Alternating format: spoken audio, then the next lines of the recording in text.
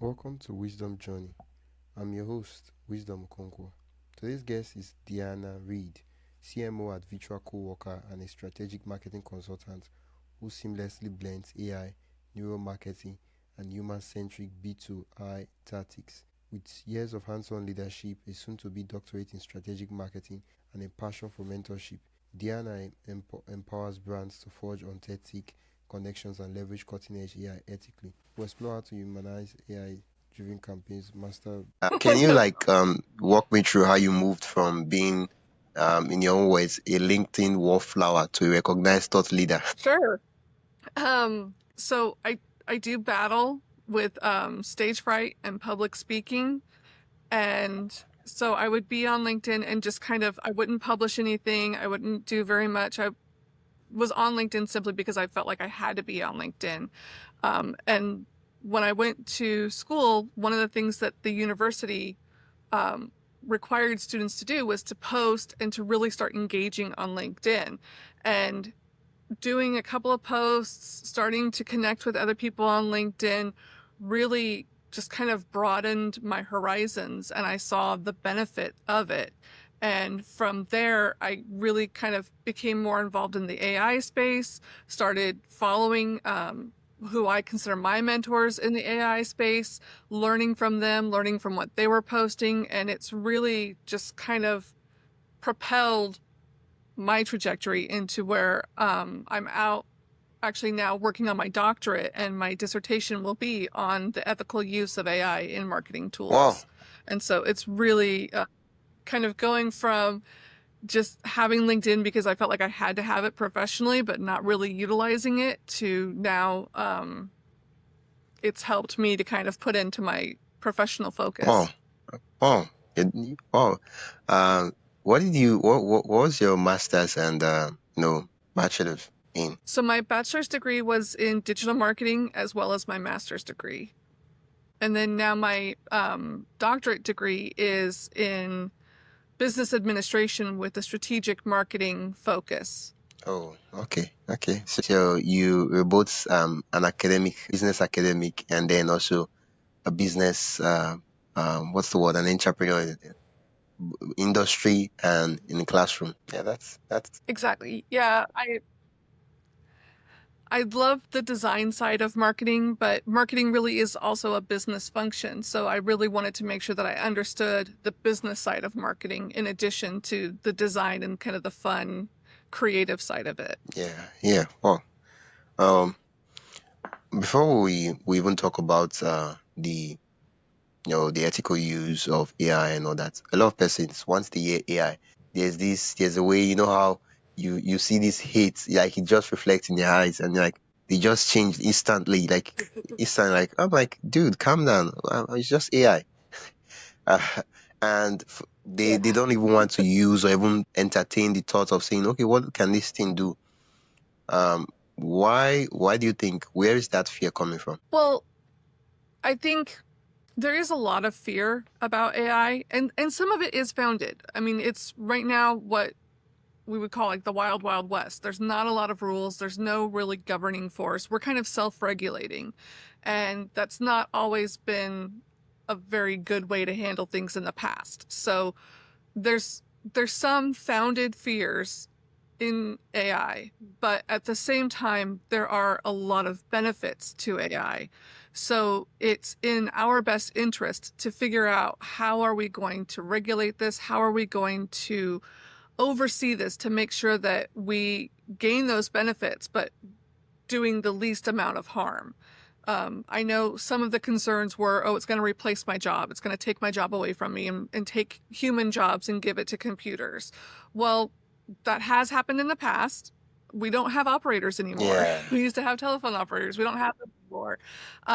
Sometimes that is progress. But if you don't adopt AI, it's not going to go away. You're just going to now be left behind and left out. It's it's on too forceful of a trajectory. It's the benefits are there, people are using it, it's been so widely adopted, you're not going to be able to stop it now.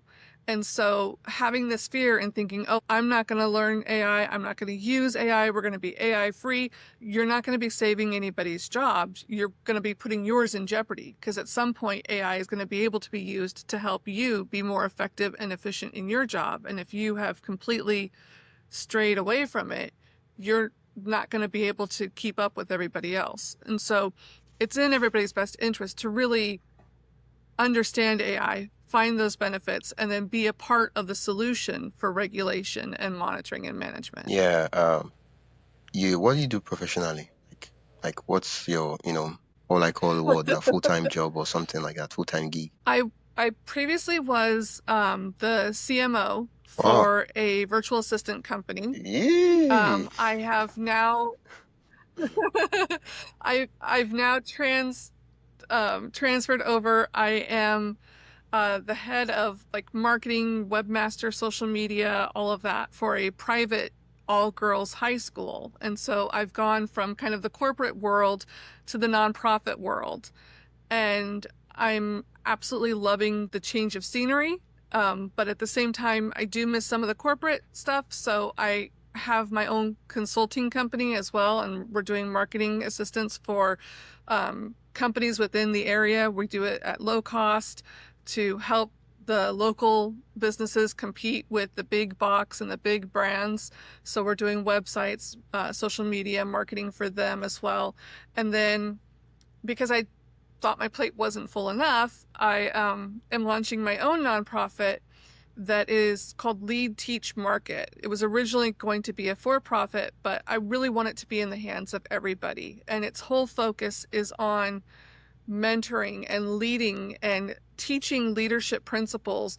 When you go into business these days, you're kind of expected to already have leadership knowledge. And if you don't, most of the time it's okay, we'll just send you to this one seminar, or you'll just learn it on the job and we'll correct you as needed.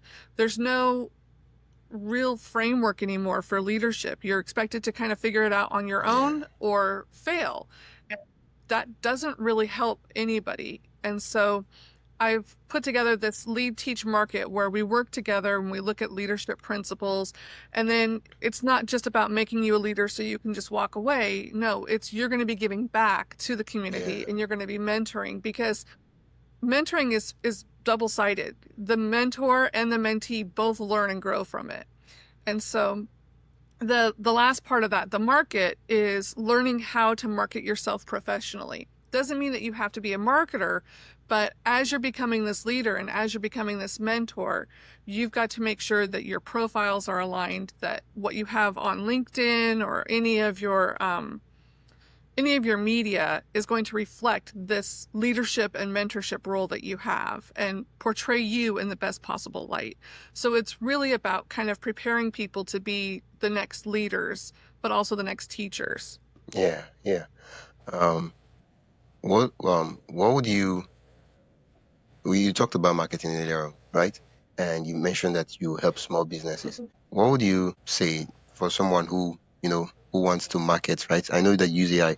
Um, what would be some of the best use case you've seen for AI before we'll then go into discussing about other things? Sure. Well, I mean, I can actually use Lead Teach Market, which is still small business. I can use that as a perfect example. I have my hands full, and so I can't always sit down and really plan out everything on my own and take all that time. And so I'll use AI and tell it, this is kind of what I want to talk about. These are the themes. These are the points I want to get across. Can you create a social media plan for me for the next 2 weeks? And I want you to write out the captions. I want you to tell me what type of images I should use. And I've already trained my AI in the voice of that brand, so it already kind of knows what that brand's values are, and then it can help create the calendar for me. I'm not going to just take what it gives me and post it, because it still needs that human Yeah. element, that human review, to make sure that it's really touching, and to make sure there's no hallucinations or errors or anything like that. But it at least saves me a lot of that groundwork and a lot of that kind of that very first part where you're laying down the foundation. It helps me put things out a lot quicker. But it does still always need human review. You can't just take what it gives you and push it out.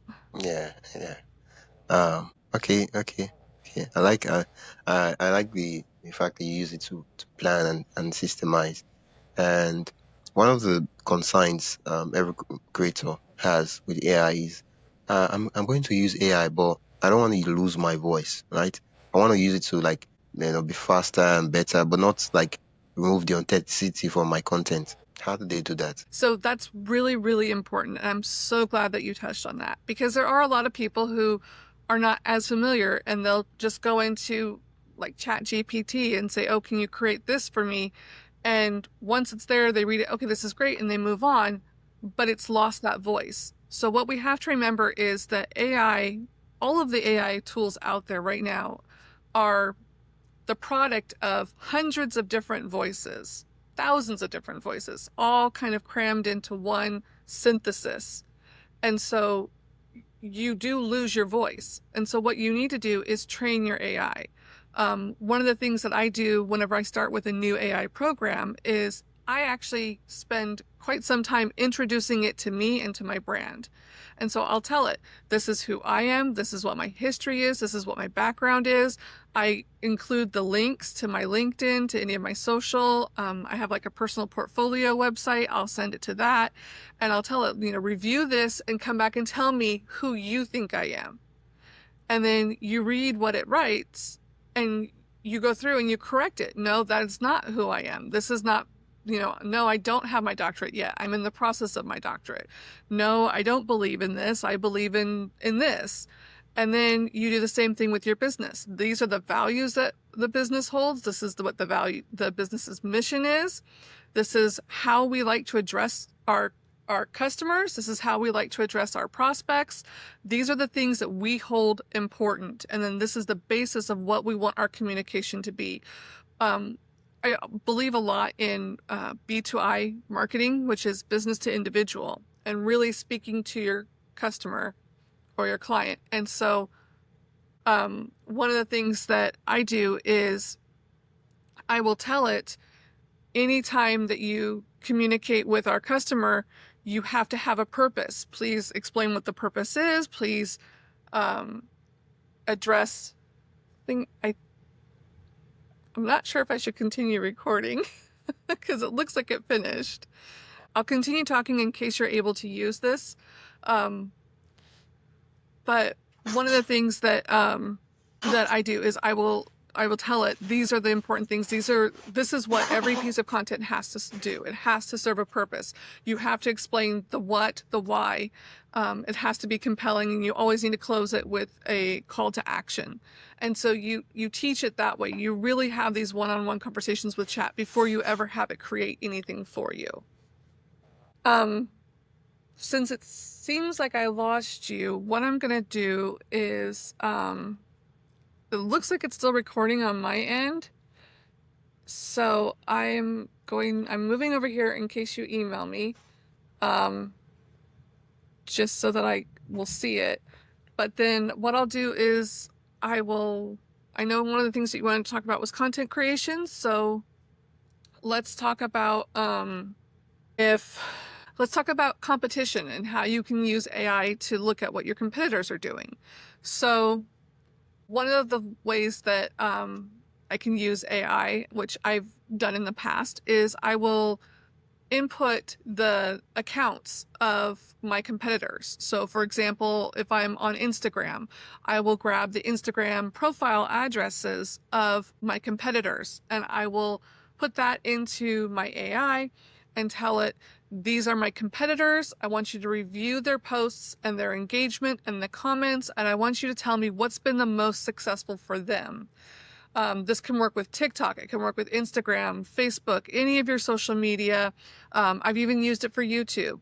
I can give it the channel address. Thank you. Yeah, hopefully that's soon. Hopefully, yeah. It's just a matter of right now. So I'm recording this right now in my apartment, Okay. and it's just a tiny little 2-bedroom apartment with three sons and 2 dogs. And so they're also doing maintenance on the other apartments. So we'll have where like all of a sudden the dogs will start barking and go crazy, or the maintenance people will start doing construction right next door and you can hear the hammering and the drills and everything. And so I haven't trusted really recording here. It's a Sunday, so I feel like it's a little bit better, and everybody here has been told they better be quiet. But aside from that, like at work, I work at a school right now, and so there's students, there's bells, there's announcements and everything else. So I'm just waiting to get like the right spot to do it where there's not going to be distractions and noise and everything else. And then we'll be going full force with it. It's just finding a spot that I can do it, that I know that I'm going to be able to record the podcast without any interruptions. Yeah. I just want to put this out there. Have you tried local libraries? Did you hear I said local libraries? I don't know. Usually libraries over there are really, really good. Oh, Yeah. really? They'll let you do podcasts there? No. My one of my Oh, guests. Where did she come from? Either California or one of those states. She was in a library, and I kid you not, that library had everything. That's even I was jealous, super jealous. She gave me a tour, and maybe when I release the episode, I'll send you the link. Yeah, that would be. I will have to check the Yeah, library. because Definitely. she said it was free. You book online for about 2 hours, and you do your thing. They give you access to TV. I don't know if it's in your state, but they give you access to a TV. The place is quiet. You have table and chairs and everything, and then you basically do your stuff. It's your laptop and usually a mic, just the way we're recording, and you do your magic. Oh my gosh, that's awesome. I will definitely look into that. Yeah. I'm also trying to talk the school into having us start a podcast there. That way I have the studio set up that I can just use for personal use too. Yeah. Wait. What did you say again? I'm confused. You're trying to talk to who? The school that I work at, I'm trying to talk them into letting me start a podcast with our students. Oh, and then we'll I create see what you're doing there. That's brilliant. Genius. Yeah. Yeah, that's really fantastic But isn't it? because apart from your own think- benefits, like your self benefits, like it will really help a lot of students. Wait, what age of students are we talking about right now? They're high school, so they're 14 to 17. Okay, so help them. Like some of them will become the video editors. Some will learn some skills that it's not in school, but then they can always use it to, like, they're video editors. They are cashing out there. Graphic designer. What do you call it now? Podcast producer, podcast director, and they can add it to their CV that, I produced the podcast from year so to year so. I was the podcast producer, and then you, as the, I don't know if you're the teacher or the counselor, you can write a recommendation for them that, yeah, sure, she produced the podcast for 2 years, right? So they get work experience even before they even get into the industry. So it's a nice idea. I'm just giving some pointers you can use to pitch to your school. Yeah, that'd be great. I mean, if I can get them to do it, I want to bring in, like, I think it would be great to have you talk to the girls. It would be great to have, there's some other hosts that I've worked with that I think it would be great for them to see different perspectives, different viewpoints, and hear from successful podcast hosts about how we can utilize that information, that knowledge to create something really good for our podcast. I'm hoping the sweet thing is that since it's an educational podcast, you guys can use it for basically anything. You can decide to create an audio documentary on probably a particular subject. I don't know what it would be that, that would, I don't know the problem over there, right? And, you get everybody to produce and do everything and to create awareness and sensitization and all that and post it online. And probably the history of the school or stuff like that. There are different ideas and different parts people could take it so that when freshers are coming, they have something they can listen to, and different ways. At the end of the day, it's a blank sheet. Yeah, the dog. Yeah, you mentioned it. Yeah. It's coming home when they've been told. What? I'm in a podcast, but come in.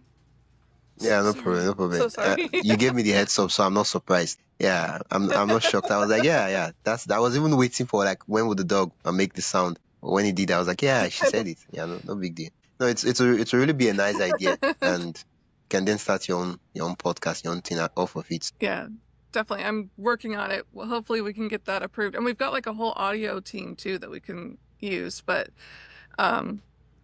definitely hoping that we can make that work. Cool. If you need any help or assistance or anything, you have my personal email, so just send me a message and I'll be glad to help. Wonderful. Thank you so much. My pleasure. Back to the episode. I noticed that in your profile you said B2I instead of B2C or B2B. What's so special about that? I am so glad you asked. So B2I is basically business to individual. I think we get too caught up in, business to business or business to consumer. And we forget that at the end of the day, it's one person transacting with another person. And so we all have our own motivators. We all have our own fears when it comes to purchasing services or products. And using a B2I focus, you're really speaking individually to that person. So it really increases your personalization and it creates this bond between you and your consumer or your prospect, whatever. So you'll see that there's a lot of companies that are starting to really integrate it. You'll get the personalized email messages, but it's different than just an email message that has, "Hi, Deanna," and then the same bit of static text that they would be sending to anybody. It becomes more personalized. It could talk about what I've recently purchased and offer me tips on what I've purchased and how to use it. It's that extra little step of getting to know me, getting to know what I need from the company, and then providing it. But it's also about respecting me as a consumer, understanding that I have time and I don't want to be sent just junk emails, unless I ask for junk emails. But who wants junk emails? Nobody wants junk emails. But it's making sure that there's always a point and a purpose to whatever you put in front of me. And it's always going to be to my benefit. So that doesn't necessarily mean it's always coupons or special deals or anything like that, but it means that you're putting information out there that is of value to me, that is worth my time and my attention. And it's taking that focus instead of just, okay, well, we're going to look at tile companies and we're just going to send mass emails to tile companies. Yeah, Hi. sorry. Yeah. No, it's okay. Um, This is how it goes sometimes. It's okay. I answered it, so hopefully you have like the whole thing yeah, on the I do. I have recording. everything recorded. Yeah, it's just that I really wanted to like engage in a conversation with you, but with the way things are going, it's kind of really hard. Well, let's do this. Do you want to reschedule for a different time when it might be better? You said? I said, do you want to reschedule for a different time where it might be better? It's up to you.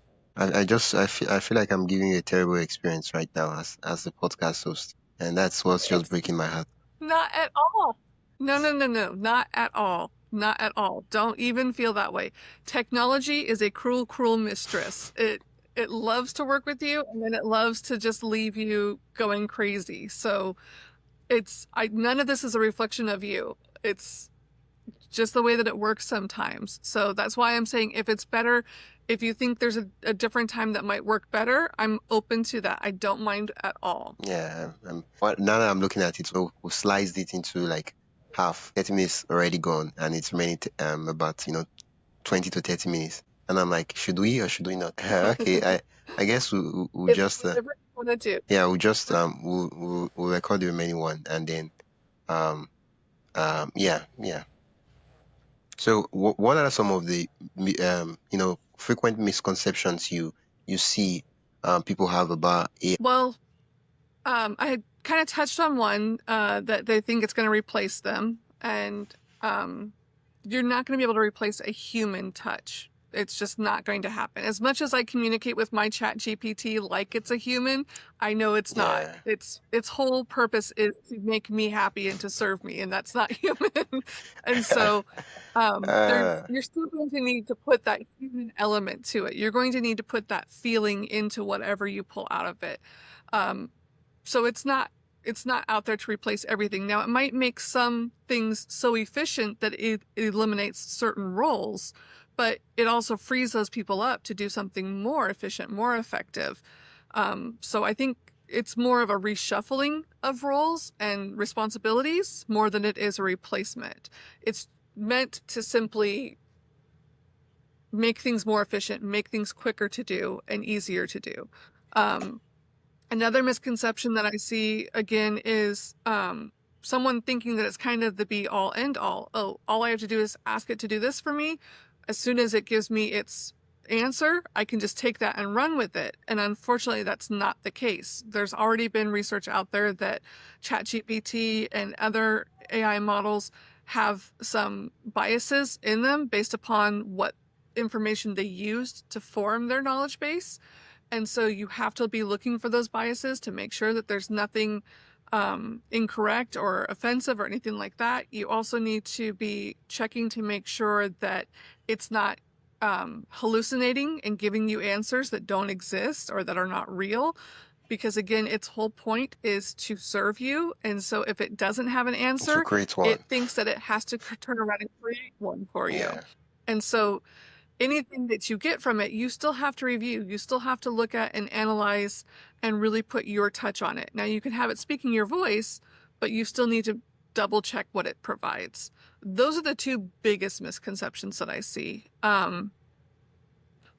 Aside from that, the opportunities are endless on what you can do with it. I mean, I've used it for analytics of my website. I've used it to create content. I've used it to go and check my competitors and see what content they're doing that's the most effective and the most engaging, that's getting the most comments, but not just spam comments, but actual engagement comments. And then having it turn around and give me a recipe of what I can use to attract the same type of engagement. So it's really endless what you can do with it. Yeah. Can you, earlier on, I asked you about the B2I, and you said it was about business to individual, and you did explain it, and I perfectly understand what it means. Now, can you share a real world example where B2I marketing made a significant impact? Yes. So it's a company that I kind of go back to a lot because they're just doing phenomenally with it right now, and that's Everyday Dose. So they're a mushroom coffee company. They're kind of scrappy, they're young, and they're really trying to connect with their audience. Now, trying to compete against the big coffee companies is really difficult, especially in the land now of Starbucks. But what they've done is they've created this type of coffee that's made with mushrooms, and they're trying to attract a special audience. And so where their strength lies is in this B2I marketing. If you go on and you purchase from their website, they send you a personalized email. It has your name, it talks about what you've ordered, and they're telling you in advance that they're going to be sending you information on how to make the perfect cup of coffee, how they're going to sign you up for the recipes, and they have a special Facebook group for anybody that purchases from them. And in that Facebook group, they have moderators that look at what people are saying and they respond to them and they answer them. And so you feel seen and you feel heard. And when you're interacting with the company, they know who you are. They know what you've purchased. And so they're working with you. I've reached out to their customer service, and you get a customer service writing back, and it's a personalized email to you based upon what you've asked. It's not a form email. And so you really feel like, wow, they really do care. Like they're really talking to me. It's not just forms. It's not automation. It's, you know that there's somebody on the other end of that computer that is actually communicating with you in a genuine way. And it makes the experience so much more, powerful. You really feel connected to that business. Yeah. It's a good thing that I have you on the podcast, because you're doing a doctorate in the ethical aspects of AI in business, and so in this era now where you can basically automate so many things and all that, how do we make sure that we are always using AI ethically? That is a fantastic question. You really need to think about the information that you're pulling. So kind of going back to me pulling information from my competitors from their social media.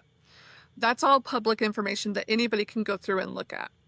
But if I turn around and say, here's my list of customers, I don't have authorization. They've not said that it's okay to use their information, but I'm still going to use it to populate and to send them emails. That's unethical. Yeah. Using, or even like, I don't know if you've ever received them. I've had LinkedIn messages that are really, really creepy. And basically it's somebody has gone into, I'm assuming, their AI and said, like, here's a list of people I want to reach out to. Scan their LinkedIn and write a message to them for me. And so I'll get these messages where it's basically they've just gone down like my LinkedIn page and said, oh, I see that you do this and you do this and you do this.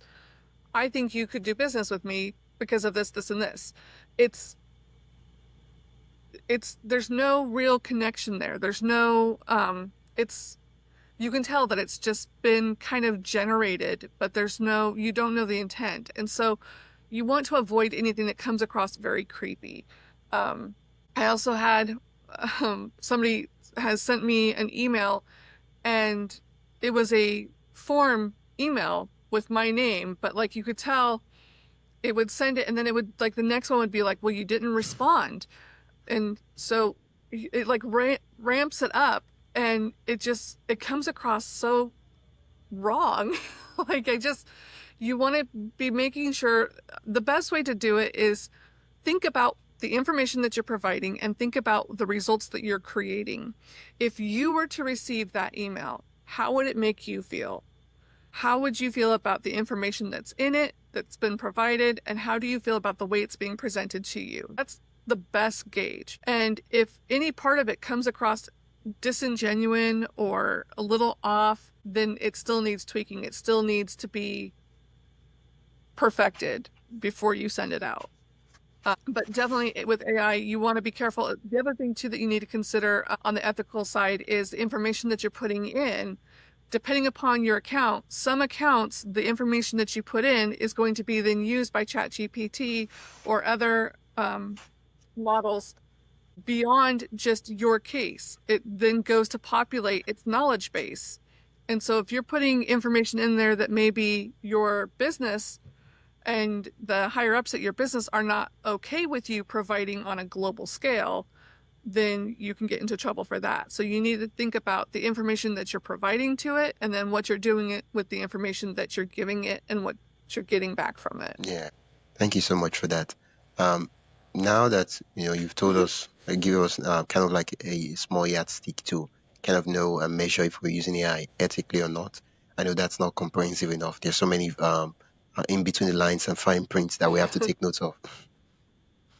But Definitely. yeah, when it comes to my audience, they are content creators. When it comes to connecting with audience online, because there are so many AI content out there, what are some pillars of trust we can use such that we can build an audience base that is just beyond getting views, likes, comments, and engagement and vibe, but having people connect with us, know us, like us, and trust us? Well, a lot of that comes from authenticity. Okay. And authenticity is hard to replicate in AI. But it goes back to really training the AI on what your voice is, what your I've even given it like keywords and what my purpose is, and then taking what it provides you and then putting your special little touch on it to make it authentic, to make it really the core of you.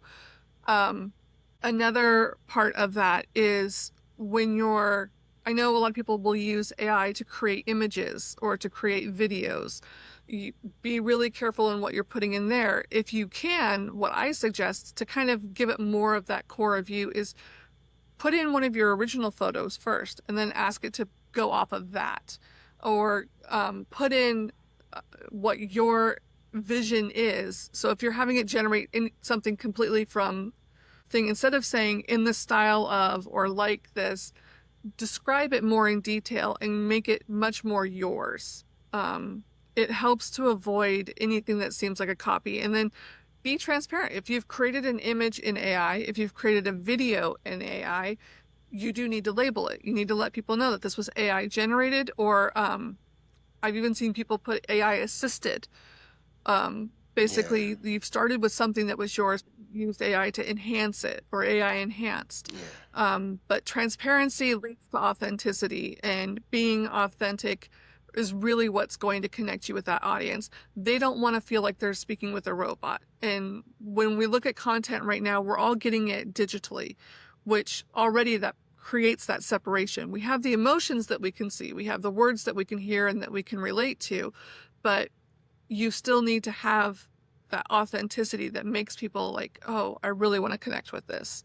And so it's just really important to kind of put your stamp on it, put your touch on it once you've created it. Yeah, yeah. I get, and for me, when I was just reading the question, the first thing I was thinking about was story. I mean, AI can tell stories, but we know that the stories is not true. I don't know if you don't understand why. I know exactly what you Yeah. mean. So And you know what? You make a great point. That's one of the first things that they teach you in marketing. They always say marketing is storytelling. You're telling a story and you're trying to tell the story in a compelling way to get people to act. And that's a lot of what content creators do. You're telling a story. And if you leave that story up to AI, it's going to be the same story that many other people have told, just modified a little bit based upon what inputs you've given it. yeah, If you start with your story and then have AI help you to enhance it, it'll be much more authentic and it'll be much more relatable. yeah. And it's what most people are not even doing. They don't want to tell their story. And the sweet thing about your story is that it's true. It's you. It's what makes people resonate and connect with you. And if someone cannot just steal your story, oh yeah, they'll say, oh, I'm a mom, I have this, I have like, and then I'm like, because I see the story is working out for you, and then I'm like, oh, I'm too, I'm a mom too. I have this. That's just ridiculous. Ah. Yeah, it's just ridiculous. Like it's you, it's like every that thing, this stuff the knowledge you have. Okay, oh, I'm into AI and I'm in business. Other people, there are a lot of other persons that are doing business and AI too. But what makes it you so special? It's your story. I think at the end of the day, that's what's for with us. And yeah, Exactly. Yeah, it's well, and the fact of the matter is, kind of off the cuff thinking about it, why would you want to put false stuff out there? You're gonna have to then keep up with that and keep up with that story. It's yeah, better be authentic, yeah.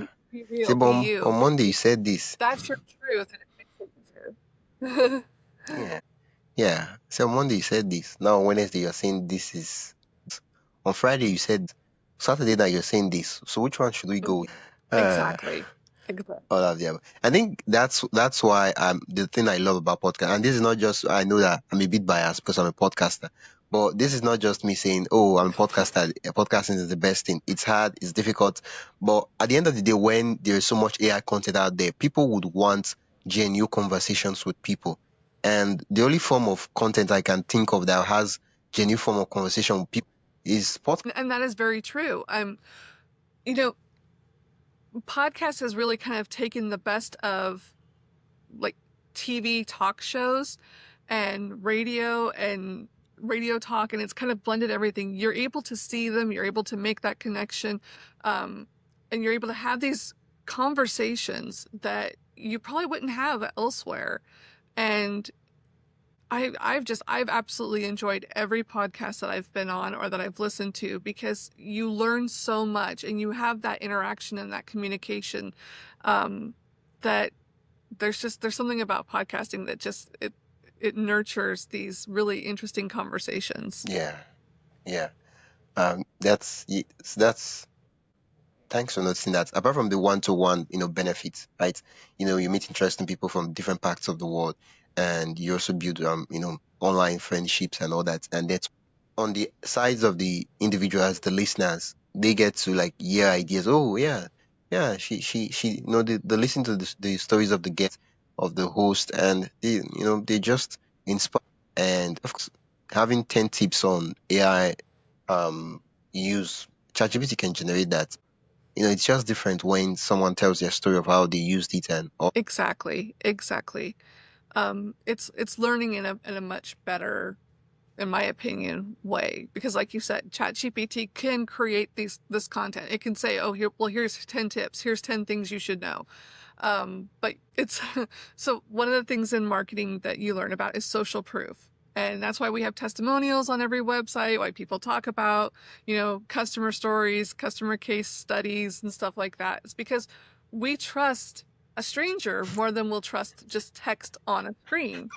And that's one of podcasts is you have that social proof.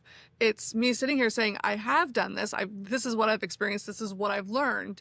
And it's going to be much more believable. Sounds like so crazy, but like it's much more believable. You're going to receive that knowledge and that information better than if you had just read it, if ChatGPT had just printed it I mean, out for yeah, you. I think Because you the have word that you social. want to use is relate. Yes, that works. Yeah, yeah. Yes. Wow. Oh, Because you can thank see you. yourself in my shoes and I can see myself in your shoes.